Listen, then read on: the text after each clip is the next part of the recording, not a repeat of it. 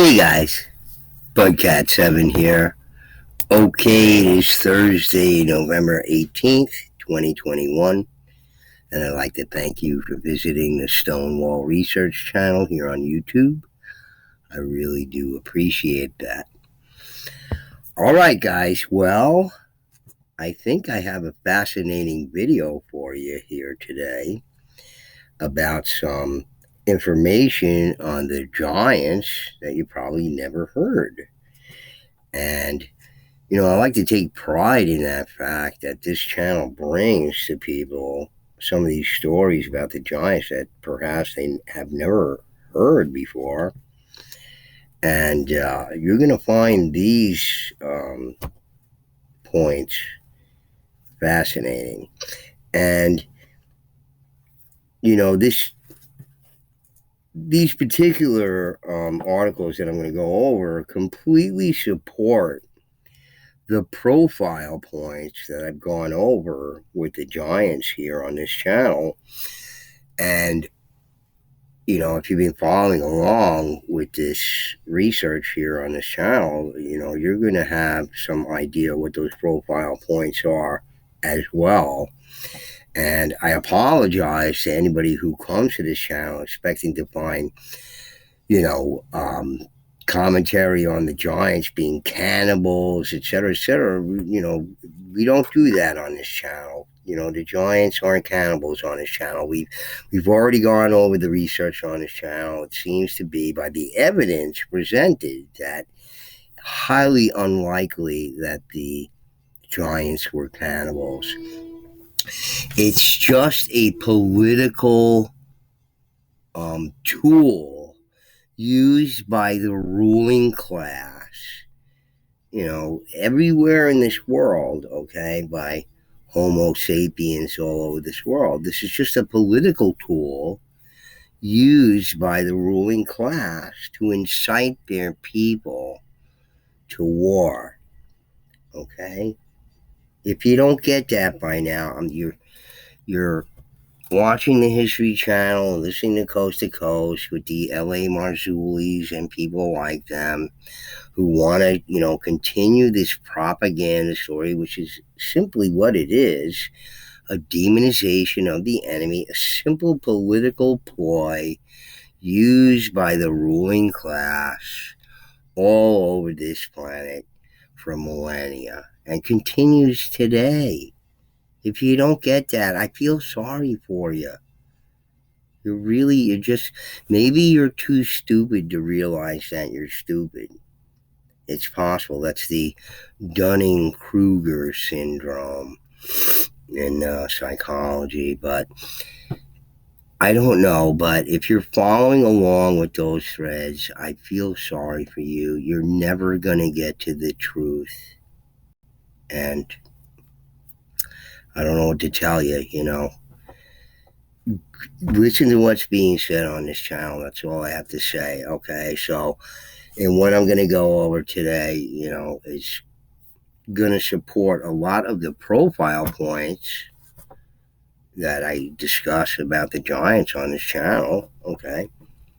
And I'm going to have to formally write them all out at some point. And if you're somebody who's been a long-time subscriber and you've been following along with these videos and you know of some profile points that you think are relevant or pertinent to the subject material, I would appreciate that you bring them forth, So leave it in the comments if you have any ideas about what the profile points of the giants are. So far we know a whole bunch of them, so I'm not going to go over here right now because we have a long article to cover, but I think you are going to be fascinated by this stuff. And first of all, it has to do with Basque in Spain, the Basques, mythology and legends and folklore, and it's very interesting, what their take on is. You have people who have 45% of their DNA is just completely unknown and unlike anybody else on this planet. Okay, Robert Sepper has gone over it as much as I don't, I am always dubious about anybody, but Harry Hubbard is another guy who seems to be a bit dubious about Robert Shepard there because he's just sort of a mainstream guy. So even though he covers these esoteric topics and everything, there's a certain level of mainstream research that he follows in order to make his conclusions, but that isn't always correct, and you have to understand about that as well. And I've covered that on this channel as well, sort of the research and how it's done and what they've determined about it. And it seems to be that, carbon dating is in question, gender chronology is in question. There's a number of things that don't drive up with what they claim. It doesn't match their claims. So, in any case, aside from that, let's get to this stuff with the Basque here. And, this is just part of the research that I've been doing on the legends and mythology and folklore of the giants. And, when I come across these things, it just amazes me how much it supports all the research that's done on this channel about the profile points of the giants. So let's take a look at it. I'm not going to make a lot of commentary, I don't think, about it. Just listen to what's being said here. And I think you will be, riveted and fascinated by what's being said. So let's take a look at some of this stuff. So, of course, I got this from the list from Wikipedia of the mythology of the folklore, legends, and mythology of the giants. So let's take a look at these people called the Jentil, which I'm always fascinated by this. And this is where I think some of the biblical terminology on the Gentiles or the Gentile here, okay, I think this folklore has been sort of mixed up and muddled up with the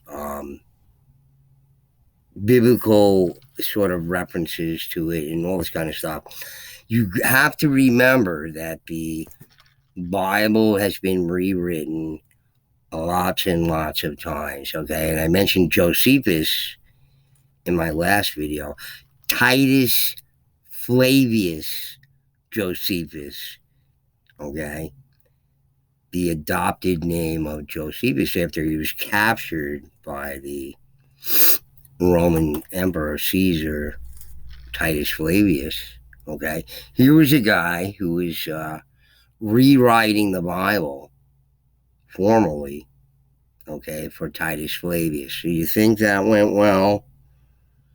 Okay, so think about it a bit, okay? And then later with Scaliger, whatever his name might be pronounced, okay, and his monks, correcting history, as Sylvie has, mentioned it on the New Earth channel. Does that sound kosher to you? No pun intended. But I'm just, all right, so these people are giants, right? These genteel people, okay, and so they're Gentile, gentle, okay? Where does the etymology come from? They don't know exactly either, okay? We know of the Frisians in northern Holland and Germany, right? And they've been voted year after year as the friendliest people around, okay? So giants with friendly personalities. Does it sound like cannibals to you? Okay? And every report and myth about giants being cannibals, okay, can be refuted on several different grounds. So again, in the mythology of the Basque people here, you're going to have a mixed up bag of stuff. Okay, as we've seen, I covered in the previous video about the mythology of the Denmark giants there, okay? There's all these different stories there. Some are friendly, some are unfriendly, some are cannibalistic, some are just not mentioned, no cannibalism mentioned at all, okay? So you have these mixed up stories, but apparently they sort of suggest and reveal of this giant genocide that went on in the past. It just came this time where these people are living together, in these areas, okay, the giant peoples and us normal Homo sapien people, and it came a time where tensions got so high that this had to be done, in our opinion, as Homo sapiens, okay, as ethnocentric and xenophobic Homo sapiens, okay. And, I'm sure this spread around real fast, hey, did you hear about in such and such a town or city somewhere, they killed all the giants over there? Well, we got to do that over here because, we can't have these, teenagers who are 10 foot tall having sex with our daughters and all that kind of stuff. That's probably going to be bad. So we got to get rid of that. I'm sure, when you think about it, just think about it, folks. There must have been millennia, ages where prior to the past, where these people understood that they had to only keep their reproduction within their own groups. Okay, all of these romances that went on between these giant humanoid people and regular people, and even some of the, you know, pygmy people of the past. I mean, it's sort of these. I'm sure the past was rife with all of these romances of these very, similar today when we have this sort of racial romance theme going on or whatever it is. Is same thing was going on in the past, only with giant humanoids. Okay, and I'm sure there was plenty of tales of them and everything, but again, we can thank the Catholic Church for burning all the books that probably told us all about those stories. Okay, thank you very much, Catholic Church, and the Inquisition, Spanish Inquisition. They were big about that thing. Spain was big on all their evil deeds and all that kind of stuff. How do they make up for it now? I wonder. The Basque people want to be completely independent of Spain, but they'll never allow that. How dare you want that, you dirty little punks? Well, I don't know, folks, but, it seems that Homo sapiens, whole idea of original sin, people are all born with original sin. Well, there's something to that, folks, okay? We're sort of warlike little, hairless apes that like to have fun doing that, and we're probably not responsible for it because we were created by these giant humanoid people. They were busy experimenting around with genetic engineering in the past, it seems to me. Anyway, so let's talk about these Jentil people. I'm going to read a much more in-depth article about it after this one from the Wikipedia, the Baloney Online Encyclopedia. Baloney Online Encyclopedia. But I often use it as a reference because it simplifies things somewhat. And some of the reports seem adequate enough, although, I always cross-reference it, as you know. And we come up with all the things that they left out. But let's cover this one here. I think you're going to be fascinated by this. And check it out, man. The Jentil or Gentilac, with the Basque plural, Gentilacas being plural, are a race of giants in the Basque mythology. The word meaning Gentile, from Latin gentilis, was used to refer to pre-Christian civilizations in particular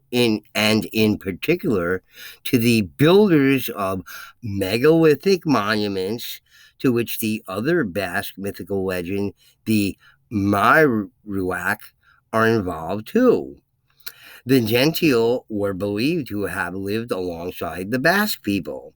They were hairy and so tall that they could walk in the sea and throw rocks from one mountain to another. Where have we heard stuff about that before? And tests of strength and all. No, they're astronomical ones. Keep listening to Coast to Coast there. Okay, Goonie Goo Goo. Stone throwing has led to several tales and explanations for ancient stone buildings and large isolated rocks. Even the Basque ball game, pelota, is ascribed to these stone throwers. The tradition lives on in the Basque power games of stone lifting and throwing. Isn't that interesting? Some attributed to the Jentil the defeat of Roland in the Battle of Roncesvalles, where the Basques defeated the Frankish army by throwing rocks on them. The giants were believed to have created the Neolithic monuments, such as dolmens, found around the Basque country. Okay, they're not referred to as tombs. They're referred to as monuments, such as dolmens. Okay, tests of strength. I don't know how to say it more. I mean, I have to go to battle with all these people who are in the alternative, want to tell me all kinds of stories about what they think, okay, but just, all their research from listening to Coast and, mainstream, or whatever the fuck it is, all right? You're brain damaged, folks, whoever you may be, all right? Get with the fucking program already, all right? Those are all tall tales told by people who are making millions of dollars, while your buddy Budcat7, who's giving you the truth here, okay, is starving. Okay? Does that make any sense? Well, in this world it does, because you know who's, like Voltaire said, you want to know who rules over you? Find out who you can't criticize. That's who rules over you. The Jentil were believed to have lived alongside the Basque people. They were hairy and so tall they could walk in the sea and throw rocks from one mountain to the other. Stone throwing has led to several tales and explanations for ancient stone buildings and large isolated rocks. I'm saying it again to drive forth the point. Okay? Think about it. They also were said to have invented metallurgy.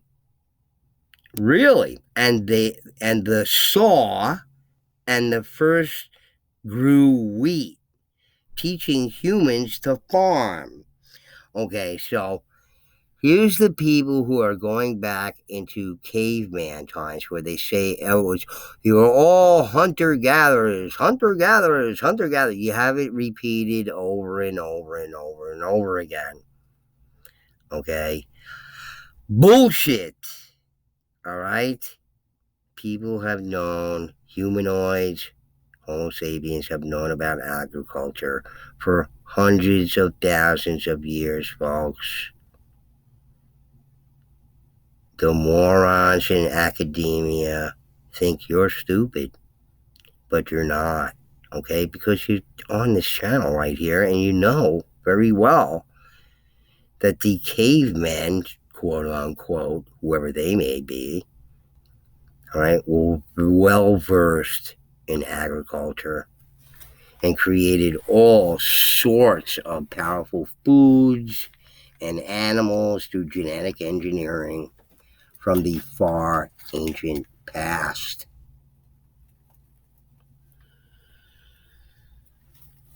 However, they were teaching humans to farm. However, they were unwilling to move to the valleys from the mountains, with a certain unwillingness to progress. Okay, so that's complete bias there.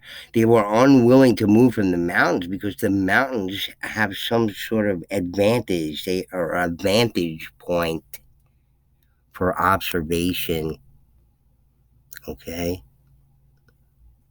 If felines could talk, they would tell you that's where you want to be. If you want to check out what's going on around you. Okay? to move down to the lowlands is actually negative. Okay, but we have to tell these stories. Okay, so look, there's going to be biases in this stuff. There is. They disappeared into the earth under a dolmen in the Aratzaran Valley in Navarra when a portentous luminous cloud, perhaps a star, appeared. Okay, Velikovsky. That's all I'm saying. Said to have heralded the birth of Christ, whenever that was. They say it was 2,000 years ago. Really? Maybe not. Maybe shorter, maybe longer. Maybe the whole idea of Christianity has been around for many, many, many millennia. And the end of the Jentil age. Other stories say Jentil threw themselves from a mountain. Only Olencero remained, a giant who appears at Christmas and is reproduced as straw dolls. There are many structures and places around the Basque country with Jentil in their name, generally referring to pagan or ancient places supposedly built by the Jentil. Dolmens are gentilari or gentilexca, Harrisville are gentilbarats. Caves can be gentil Zulo or Genticoba. Okay, caves. How many times have we heard about the accounts of the giants being laid to rest in caves? All right. Everything in this article in Wikipedia just affirms all the research on this channel. Okay? If you're going to Coast to listen to L.A. Marzulli, you might as well drink Sterno and light it on fire in your mouth, okay? Because you're an idiot, okay? Don't listen to that crap, okay? They're leading you down rabbit holes. That's the controlled opposition, folks. Don't you get it by now? All right, so you've heard about this in this little short Wikipedia article. Now let me take you to a more substantial one. And we're going to hear about the actual folklore, myths, and legends from this area, okay, which happens to be the Pyrenees, okay. Mountain folk are a certain kind of people, folks. I don't know if you know about mountain folk, okay. I'm a descendant of mountain folk. My great-grandmother came from Hungary, and she lived in the Alps, okay. My grandfather was 6'5", and his sisters were over 6 foot tall, okay. My aunts, my great-aunts, my grand-aunts. So, the people in the mountain country there, they came from the Alps in Hungary, and my great-grandfather came from the lowlands, okay? My great-grandmother, who came from the mountains, the Alps there, knew of all the plants in her area there, all the medicinal qualities, all the healing qualities, all the,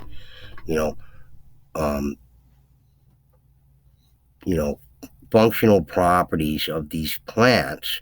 And when she came here in the United States, she was able to identify similar plants and, what their attributes were here in the United States, and taught my grandmother who taught me, okay? I lived in the forest, okay? I know about the forest, okay? I could live in a forest. I'm like a Superman, okay, through all the cold and all the heat and everything else. Nothing phases me, okay?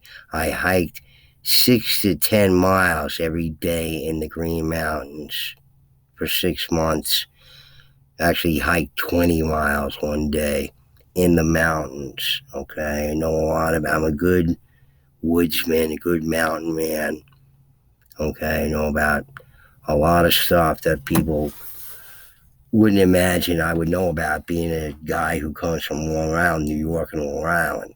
Okay, but I experienced it for myself. That's a big learning curve. Okay, so my ancestors come from the mountains there, and they're real super tough people, and they're huge for some reason.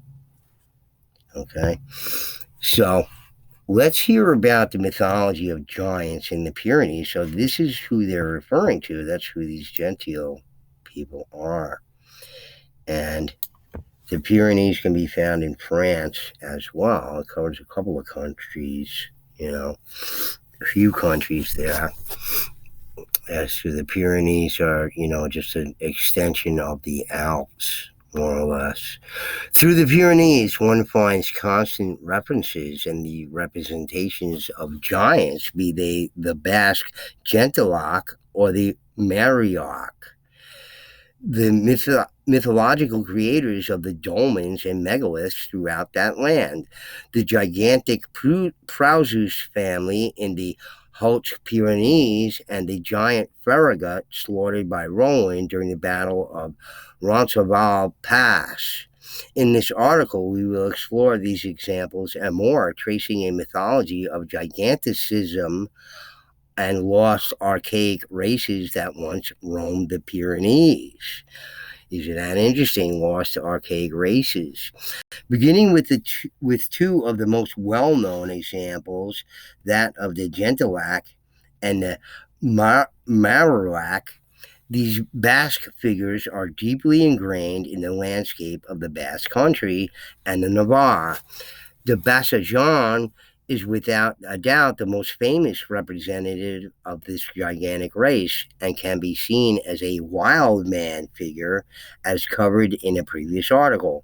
However, the Gentilac and Marioc are more than simply this hoary lord of the forest. That's right, folks, okay? When you hear about these people and how advanced they were in their culture, okay, it seems very unlikely that they would be cannibals. All right? Advanced cultures tend not to be cannibalistic, okay? Only ultra primitive cultures are. You see, other than psychos who want to eat people.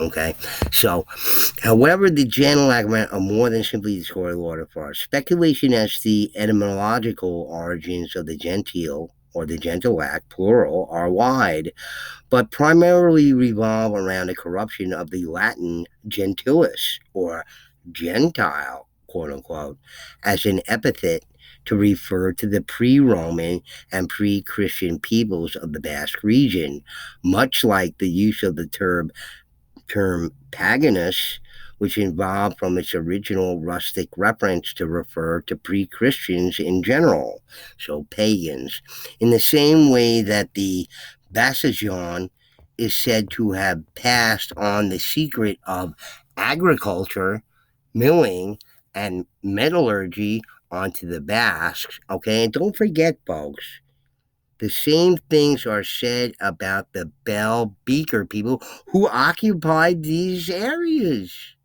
in the Bronze Age and probably before.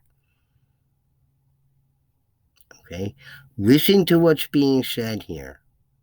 Okay, do these sound like primitive, cannibalistic people? Or they are more advanced than we were? They brought those things to those areas, right? That's what's being said. Okay.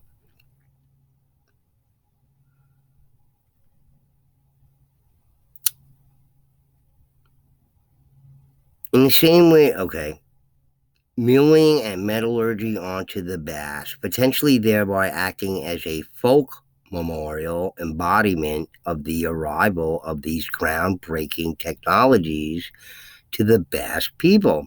This will be discussed. Okay. The Genilac were the first to cultivate crops, to forge and smith metal, and created the Basque game pelota. This aspect of being bearers of secret or lost wisdom may derive from their representation of pre-Christian peoples, as demonstrated in the legend of San Martin Siki, where the latter steals the secrets of smithing and farming from them via his cunning in a very Loki-esque manner. The last attribute allegedly comes from their habit of throwing boulders at each other from mountain to mountain. Typically, they are depicted as covered in hair, carrying a huge staff or club, are possessed of enormous strength, and are frequently credited with the construction of the megalithic funerary monuments that littered the Basque country and the Navarre. And remember again that very few remains are found at any of these Neolithic constructions. Very few. Okay, they seem mostly absent of skeletons. Okay, so they're probably not funerary.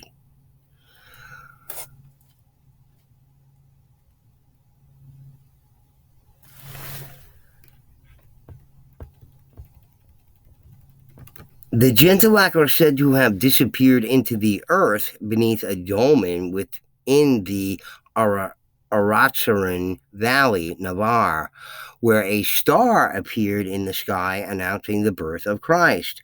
Only one, a Lancero, remained, evolving into a rural Christmas figure who would descend from his mountain on a horse and roam the land, leaving presents in people's shoes. Okay, so this is a giant.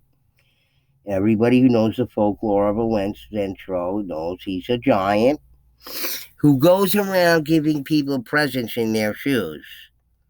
Okay, not eating their children. You get that, right? Okay, leaving presents, not eating, baby arms for snacks. Okay, so pay attention. The implications of this are discussed later in this article. Several of these megaliths and caverns are not only attributed to the hands of the Gentilacs, but also bear names referencing them, such as Gentilex in Azania and Matricu, Gentileo, and Gentil Socald in Udian, Gentilari in Aralar, and Jentil Zulu in Orozco. So all the different forms of these different regions, different names, but for the same person with the same prefix seems. Okay, so here's a sketch of one of these guys. And of course, they got to make him ugly because he's got to be ugly.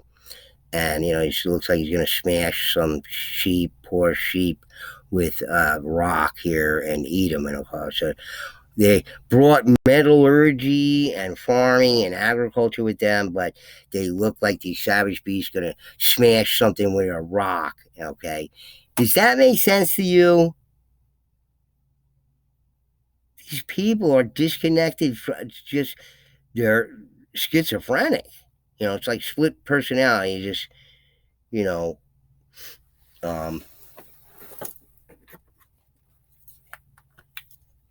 just disconnected from what it is. Okay, so they're advanced in all of these skills and techniques. It seems highly unlikely that it's going to look like this primitive creature here going to do something savage there.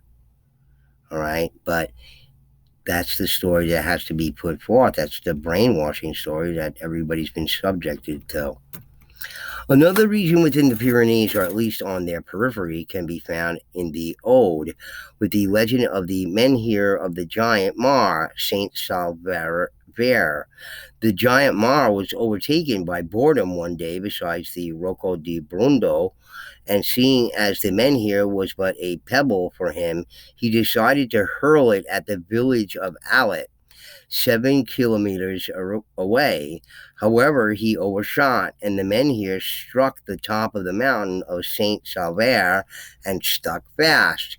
Here we see again the mixture of strength, the attribution of the location, if not the creation, of a prehistoric monument, with the practice of hurling large rocks for sport, similar to the Jentil act. Well, I got news for you, whoever the journalist here has wrote this article. It's not only similar to the Jentil act, but it's similar to everything I've heard about of giants all around the world.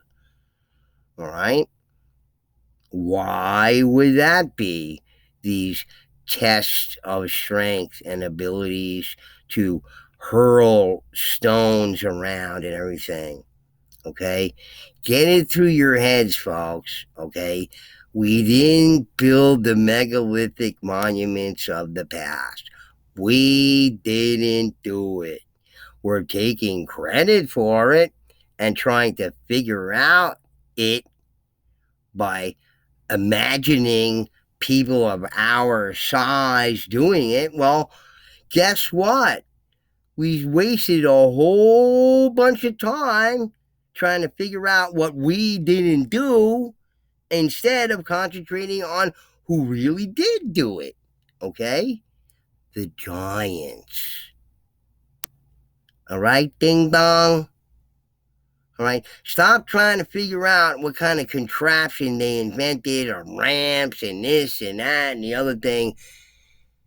That's not what happened.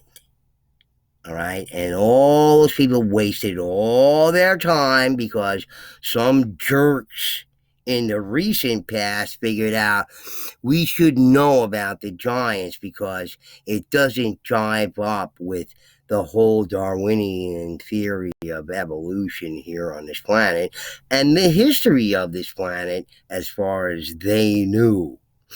Okay, back in Victorian times, which we still retain all those ideas from Victorian times as if, that people weren't, half in the bag when they were making up all these ideas, like the guy who invented the ice, Louis Aziz there. Another guy, if you look at his face, you can see the guy's like Alice Herdlish, completely out of his mind. Full of themselves. Okay? Within Connaught-sur-Laquette, one finds the legend of the giants Brow and Baco. Brow was enormously strong, yet fond of sleep, and Baco found nothing more amusing than disturbing the sleep of his friend. One day, Baku encouraged all the wolves in the region to howl themselves to death in order to once again disturb Brow's repose. Enraged, Brow awoke and hurled a huge block of stone at Baku, trapping him forever within his cave. When hot air blows across the region, it is said to be the breath of this entombed giant. Here again, we find common elements in the hurling of rocks, strength, and a gigantic origin for natural phenomena. No, it's all astronomical alignments and cannibalism. Don't you know that by now? Haven't you listened to Coast to Coast and watched the History Channel enough to know by now that that's what it's all about? What's wrong with you? Get with the program. Okay? Drink the Kool-Aid like the rest of us.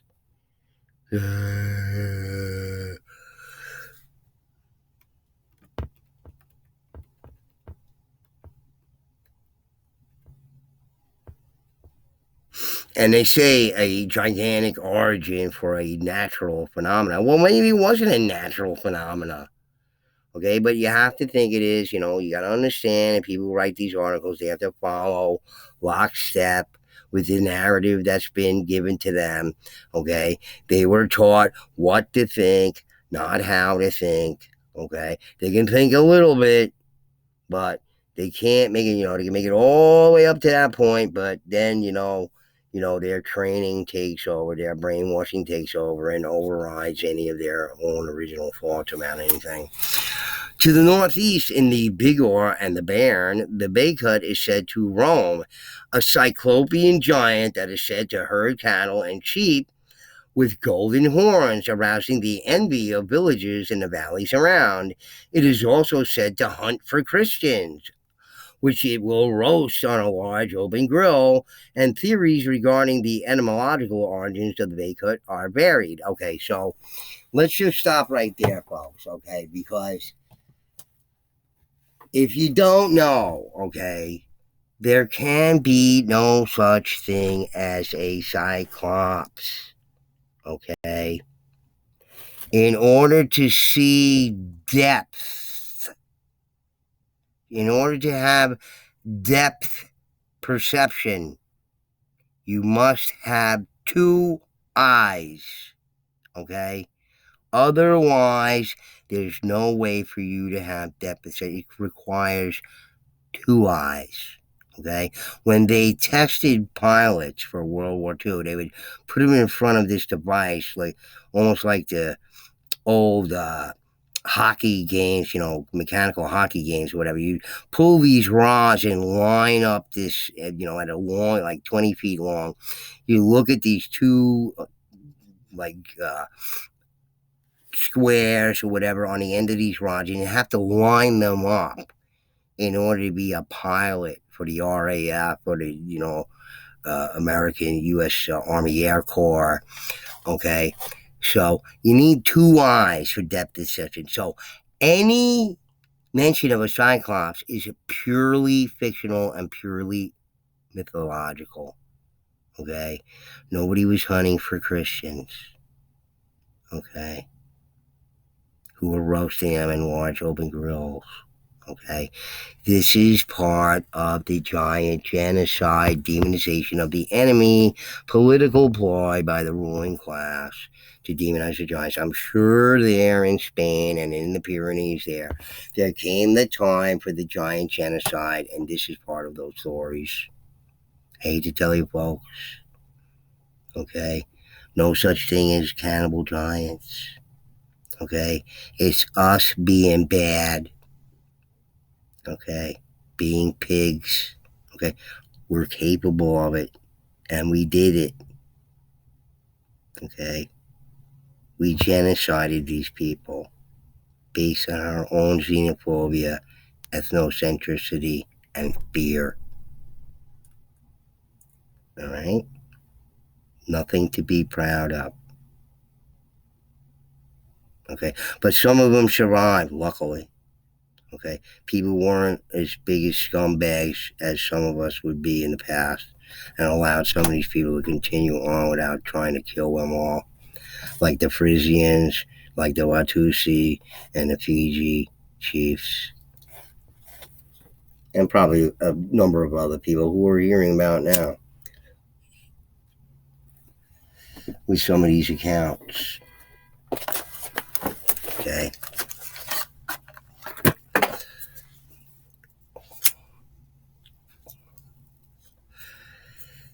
It has been put forward the Bakut may derive from the Vakut, itself deriving from the vivre, Old French, the Latin vivo, and finally the Proto-Indo-European geweti, meaning to be alive, indicating that the meaning may derive from those who lived. An indication of Bakut refers to the concept of past people, potentially from a pre-conversion era. Okay, so it's interesting that they say this, and it reminds me of the story of the Hohokam and the vanished people. Okay, that was their words for these people who were rather large, of a different phenotype, okay, and they called them the vanished people.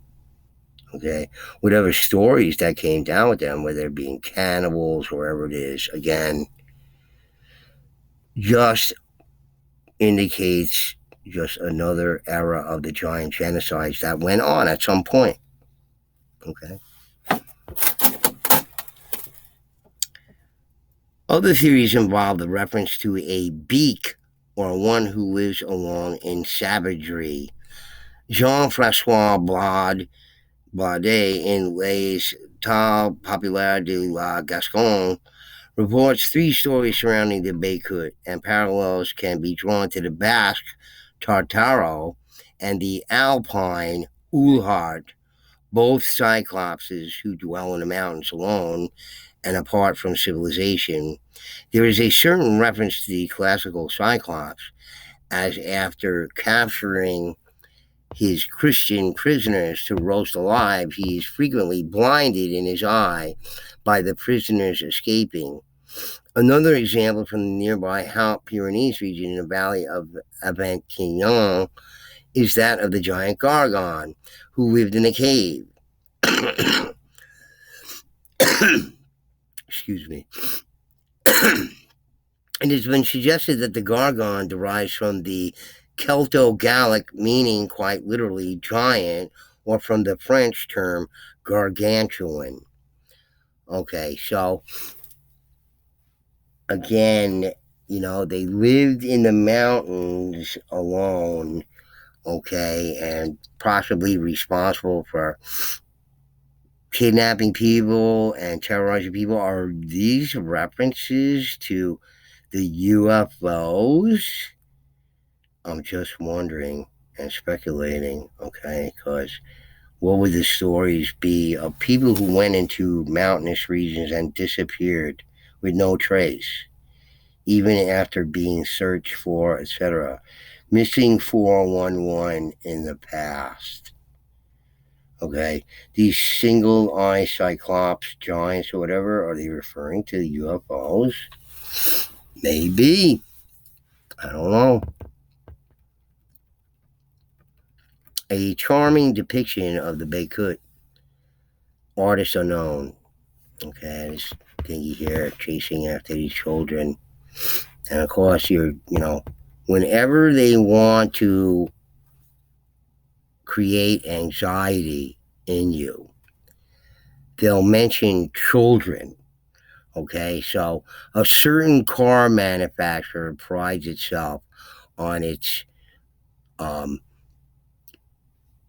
ability to withstand major crashes, okay? And always in the commercials, they always mention about how you want your children to be safe, and this is why you should drive this certain kind of car. Has been said over and over again. And as far as I'm concerned, the use of children in commercials is just, disgusting to me, okay? They should prohibit that. But they'll always try to get at you somehow by creating some sort of anxiety in you about your children. Okay, just in this advertising for this major car manufacturer brand, I'm sure you all know.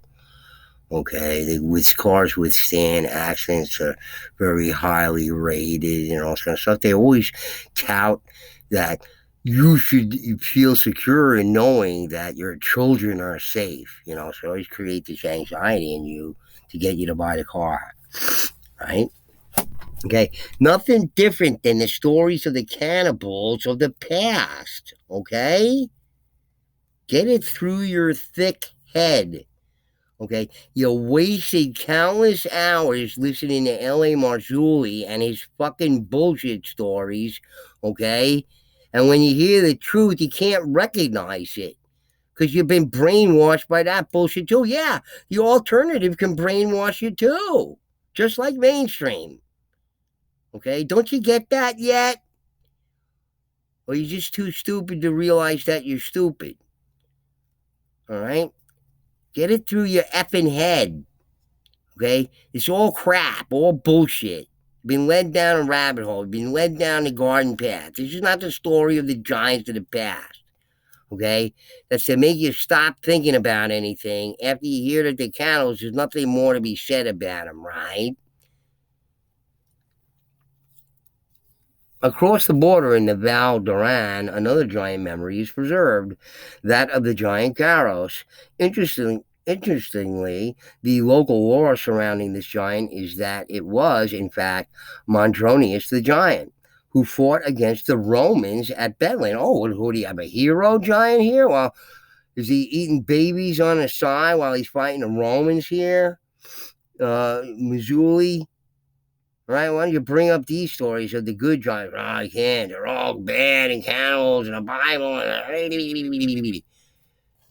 He spent his days living in a cave in the area, and when combating the Imperial army, he invaded their camp to rescue his wife and daughter after the Romans captured them.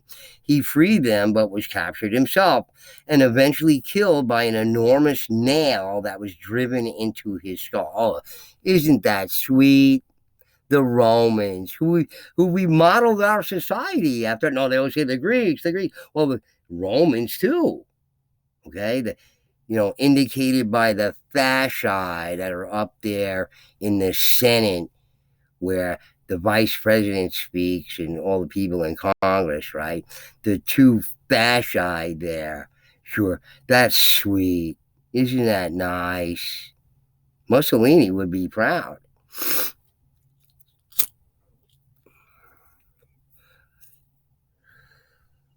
Legend has it that his pierced skull was kept within the church tower in Garros as a relic. Oh, very, very Jesus-like of those people to put that nail in the guy's skull there. That's what Jesus would do, right? Which was believed to have the power to heal and strengthen children. Oh, the nail was, heal and strengthen children. From the giant, an attribute of giant given to heal and strengthen children. But it was the nail. Oh, I don't know. It is alleged that in the early 20th century, a potato farmer was digging a field outside the town and found a skeleton that displayed obvious signs of giganticism. Giganticism, not gigantism. Yet the presence of a hole in the skull of the nail is unreported. I don't know why they added that. The figure of the Farragut is, on the contrary, a far from native giant to the Pyrenees, featuring in the matter of France. Okay, so this is a mythological giant that they're talking about here. They have to add it to it because, they're talking about legends from these regions, etc., etc. Okay. Featuring the matter of France. Another name for this text is the Carolingian cycle, a set of literary and historical texts that deal with the Carolingian era and Charlemagne's exploits. Deriving from the Old French, Chansons de Geste, by the early 13th century, it had been divided into three distinct cycles by Bertrand de Bar-Sarabe, as with the transformation of the Battle of Roncesvalles Pass, in which Basque fighters ambushed Charlemagne's forces in revenge for his sacking of Pamplona, into a fight between Moorish and Christian forces, in which the archetypical knight Roland, originally a general in Charlemagne's army, is killed. Farragut is portrayed as a superhuman giant of Saracen origin. In a nod to classical literature, specifically that of Achilles, he's only defeated with a spear thrust to the navel, being otherwise impervious to arrows, swords, or spears, standing 12 cubits tall, with the strength of 40 men. The featuring of Farragut in this article is not to illustrate the giant within the native Pyrenean belief, but rather as an example of the influence of classical themes and literature on legends and tales that sprung up surrounding the actual Pyrenean events. Okay, so a baloney explanation. Don't pay any attention to that because that's pure fucking bullshit. All right, it's speculation by whoever this was and all that kind of stuff. Nonsense. All right. They have to explain it that way. It's got to be pure myth. There can't be any truth to it because giants never existed. Right? Okay. Even though there's evidence of this right here in this article. It's so stupid. Who the hell do you think is going to be moving around giant Neolithic stones and all that kind of stuff? Us again? Well, we made sleds, we made contraptions, we made ropes and ramps and this and that and the other thing. We didn't do shit, folks. All right. And whatever we did later on was all much smaller. Okay. Like bricks and construction blocks are designed for us. Okay. And all those big giant stones in the past were designed for somebody much, much bigger. Okay. That we can't possibly think about because we're not that big. And we're never going to be. Right. There's some things in this universe, in this reality, that we can never know. And that's one of those things. Okay? We can't do it because we can't experience it, even artificially. Okay, so here's some release. Various representations of Farragut in medieval transcripts. So they're talking, this has no relationship to all this stuff in the Pyrenees here. They just want to tell a story. See, this mythological characters, just like these mythological characters in the Pyrenees, right? You got to agree to that, because here it is told, this mythology is told with this other story about Farragut. So therefore, these ones from the Pyrenees have to be the same, right? Shitty, you know, shitty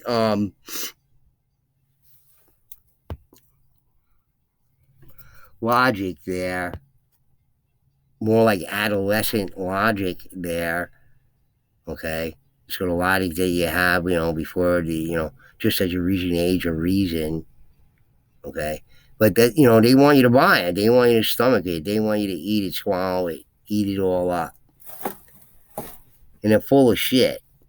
Moving forward into the 18th century, one finds a historical example of gigantism, that of a family in Luz, Haute Pyrenees, which were recorded as being around 8 feet high each. Okay, so gotta be gigantism, right? It's so rare, but hey, if you're going into the 1700s, then gotta be gigantism by then, right? The engineer Francois Passomont, in his Voyages physiques dans la Pyrénées, 1788 to 1789, mentions that the locals referred to this family as prosus, or great men, all being buried within the local cemetery. The last of this line was a man whose death certificate recorded him as being 109 years old. And who was known as Barrigue. Okay, so there you have right there in a statement there, a complete foot in their mouth stupidity, okay? Because people who suffer from gigantism are rife with health issues, okay? Are very frail and have multiple health problems, okay? They're probably not going to live to 109 years old. In fact, most of the people with gigantism expire prematurely. All right?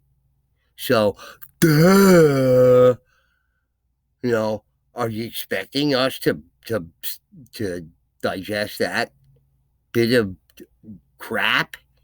I don't think so. All right? Sorry. Nice try, though. The author also noted that the size of the men in this family was famously repugnant to local girls. Isn't that nice? Yeah, hey, just, we'll continue to do what we do best, sort of alienate people that are different, etc., because we suck. We're scumbags. Although obviously not sufficiently to cancel the line out in this article. See?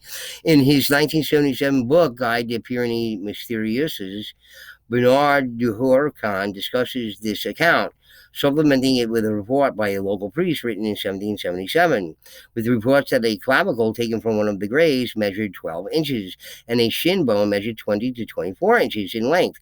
Clearly, while giants were a feature of myth and legend in the Pyrenees, real-life examples of gigantism such as these would have done little to dispel their tenacity in local folklore.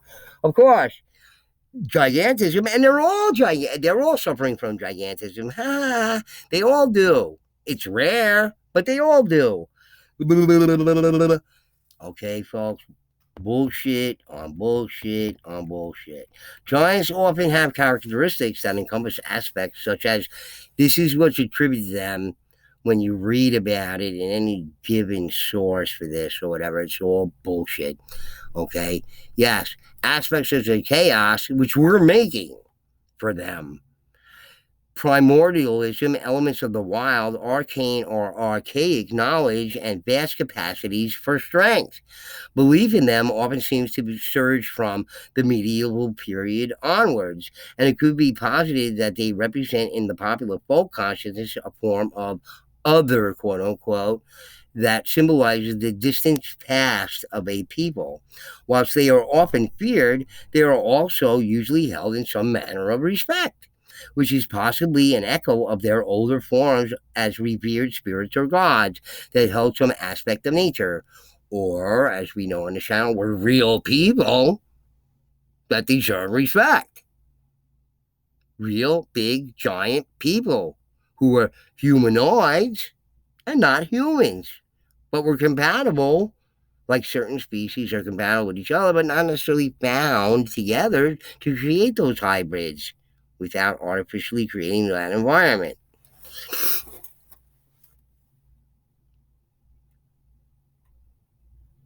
This othering, quote unquote, often with depictions and descriptions as wild, bestial creatures living in marginal landscapes, peaks, caves, forests, could be a socio-cultural process of placing a pre and post Christian equation on a people or its belief culture, with the giant forming a symbol of older figures of reverence that are often seen as in conflict with the current society, principally through folk tales of livestock theft, compensations, and glimpses within the wild. What a cockamamie convoluted explanation that is, but not going into it. All right.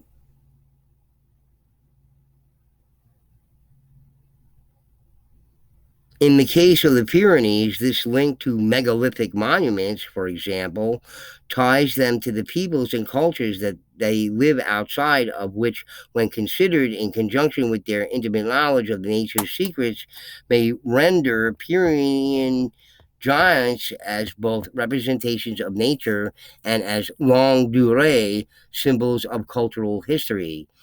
Ay, ay, ay, ay, ay. Will you pour the crap on any fucking thicker? Jiminy Crickets, boy, what an imagination. Okay.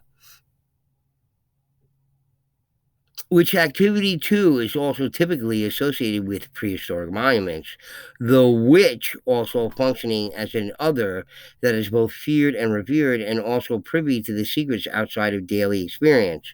Well, the witch was no myth or anything like that, because I read a book called The Evil Eye, and this was about the witch burnings in Europe, where they went into the forests and picked out these people who had knowledge of herbal medicine, etc., and burned them all at the stake for witchery.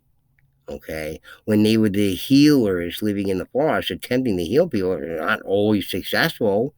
But the minute they weren't successful, well, time for you to get burned alive, because we're great, right? We don't tell tales about giants being cannibals. We're good. Think again, folks.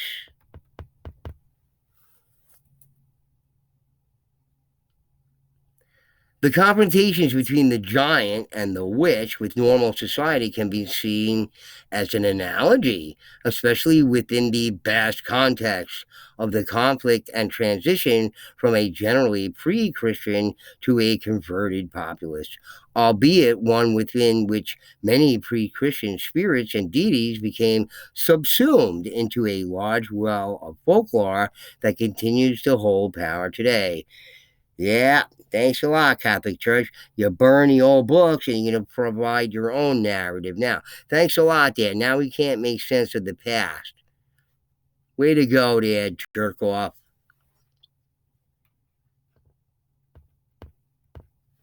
An example is found in the above-mentioned Alancero, who, as the last representative of the Genilac race, became integrated and almost a representative of the Christmas period, swapping boulder hurling for the distribution of gifts. However, he is still represented as living on the mountain, far from human interference for the majority of the year. In short, he is still the other. The other.